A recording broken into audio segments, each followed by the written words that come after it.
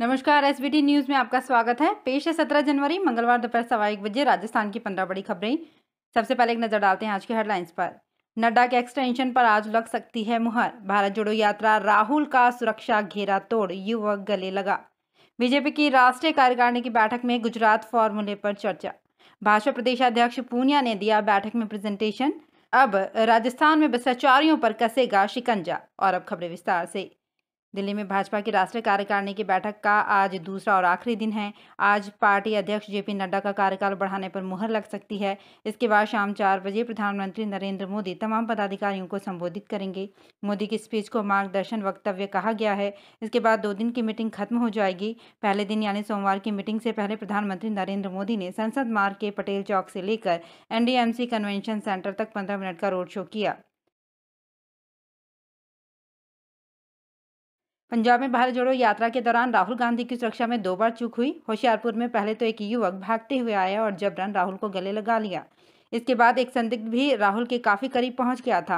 युवक जब राहुल के गले लगा तो पंजाब कांग्रेस चीफ राजा वड़िंग की मदद से राहुल गांधी ने धक्का देकर उसे दूर हटाया। इसके बाद बस्सी गांव में टी ब्रेक में जाते समय राहुल के 3 लेयर वाले सुरक्षा घेरे में एक युवक सिर पर केसरी कपड़ा सिर पर बांधे हुए आ गया। होशियारपुर में राहुल गांधी ने सीएम भगवंत मान को दिल्ली के दबाव में नहीं आने की नसीहत दी।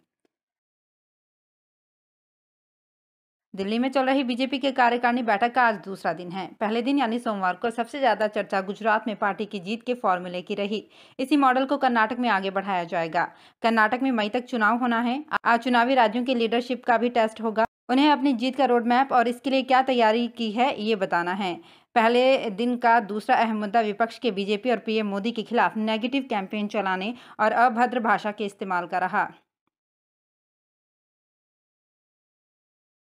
भारतीय जनता पार्टी की नई दिल्ली में शुरू हुई राष्ट्रीय कार्यकारिणी की बैठक के पहले दिन राजस्थान के नेता छाए रहे।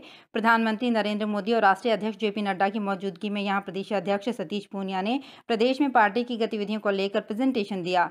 तो वहीं राष्ट्रीय सचिव के तौर पर डॉक्टर अलका गुर्जर ने प्रधानमंत्री नरेंद्र मोदी को स्मृति चिन्ह देकर स्वागत किया।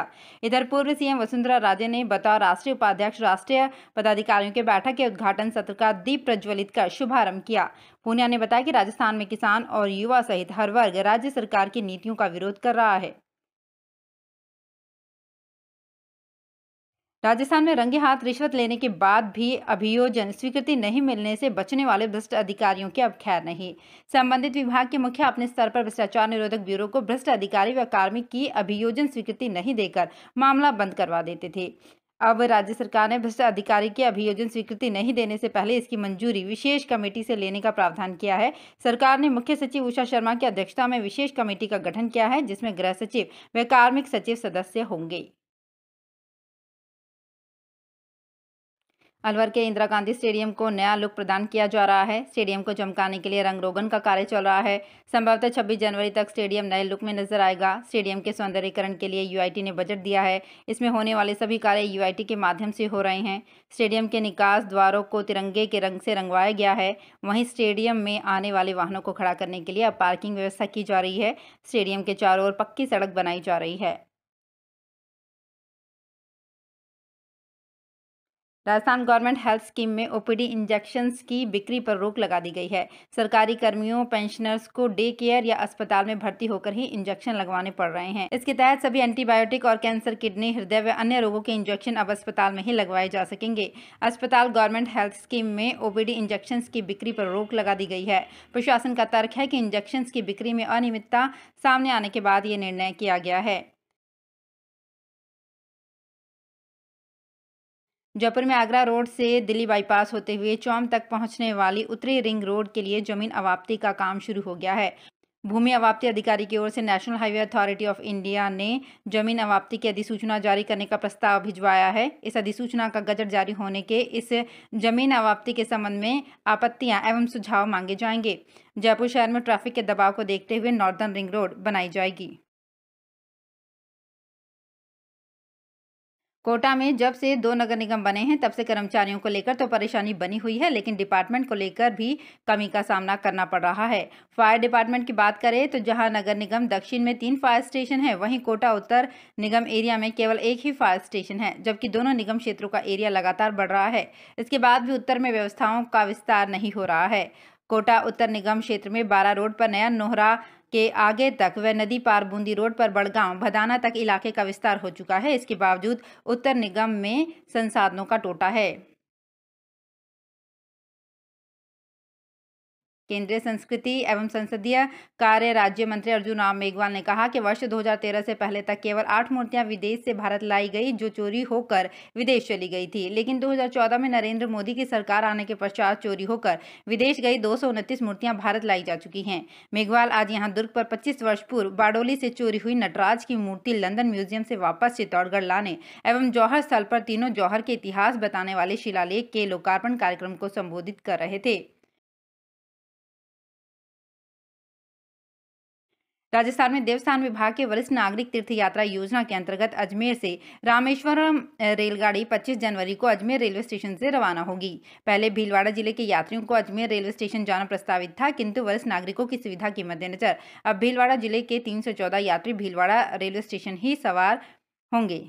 भीलवाड़ा जिले के यात्रियों को दोपहर 2 बजे तक भीलवाड़ा रेलवे स्टेशन पर पहुंचना होगा। ये जानकारी अतिरिक्त आयुक्त OP जैन ने दी।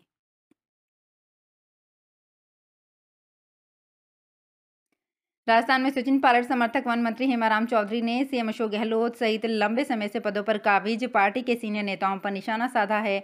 उन्होंने सीनियर नेताओं को युवाओं के लिए जगह खाली करने की नसीहत दी है। हेमाराम ने कहा कि 1980 से सत्ता और संगठन में पदों पर बैठे हैं, आज जरूरत युवाओं को मौका देने की है। हेमाराम जयपुर में सरकार के मंत्रियों के साथ होने वाले चिंतन शिविर के बजाय पायलट के किसान सम्मेलन में पहुंचे। उन्होंने कहा कि हम विचार नहीं करेंगे तो युवा धक्के मारकर कब्जा कर लेंगे।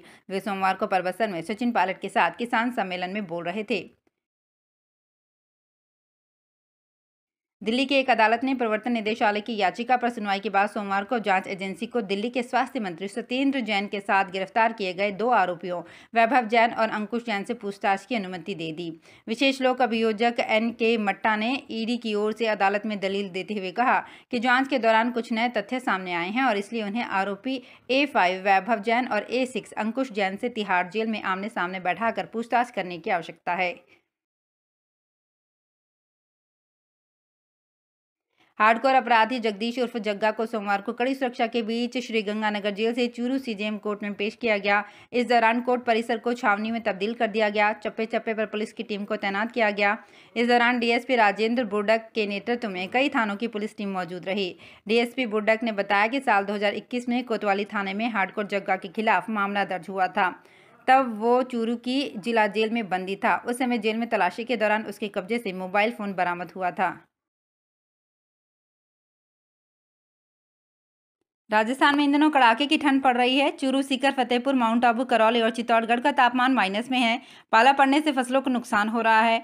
मौसम विभाग के मुताबिक 19 से 23 जनवरी तक 2 पश्चिमी विक्षोभ आने वाले हैं। इनके प्रभाव से हिमाचल, जम्मू कश्मीर, लद्दाख से पंजाब होकर प्रदेश में आने वाली सर्द हवाएं थम जाएंगी। इस दौरान बारिश के भी आसार हैं। इस कारण राजस्थान, दिल्ली, हरियाणा, पश्चिमी उत्तर प्रदेश और मध्य प्रदेश के हिस्सों में तापमान बढ़ने लगेगा। तब लोगों को सर्दी से राहत मिलेगी। तो फिलहाल इस बुलेटिन में इतना ही। फिर हाजिर होंगे कुछ और बड़ी खबरों के साथ। अगर आप भी अपने आसपास की छोटी बड़ी और महत्वपूर्ण खबरों से अपडेट रहना चाहते हैं तो सब्सक्राइब कीजिए हमारे चैनल SPT न्यूज को और प्रेस कीजिए बेल आइकन पर।